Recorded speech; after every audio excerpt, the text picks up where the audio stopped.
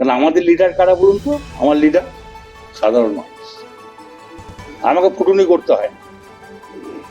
আমি বড় বড় বাদ মারি না। আমি মানুষ বাঁচতে, আমি এমএলএ হব না, আমি সভাধিপতি হব না, আমি মন্ত্রী হব। আমি মানুষের সঙ্গে, মানুষই আমার ভবিষ্যৎ। ভালো কথাই বলেছেন, ভালো কথাই বলেছেন। তিনি বীরভূম জেলায় মানুষ হয়ে কাজ করতে চান, করুন না, সবাই তো করছে, আমরাও তো করি, মানুষ হয়ে কাজ করছি। দল যাকে দায়িত্ব দেবে সেই দায়িত্ব পালন করবে।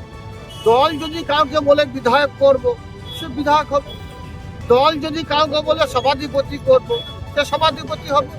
দল যদি কাউকে মনে করে যে আপনাকে এমপি পদে কন্টেস্ট করতে হবে, যদি আমার সৎ সাহস থাকে আমি কন্টেস্ট করব, আমার সৎ সাহস না থাকে তো কেন কন্টেস্ট করবো?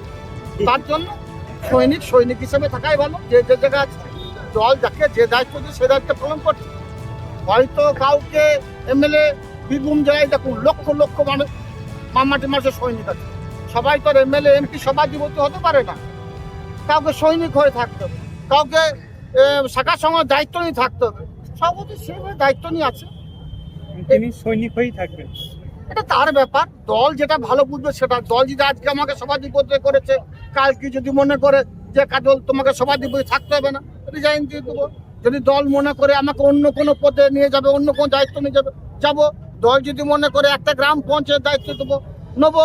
দল যদি মনে করে প্রধান করবো, প্রধান হবো।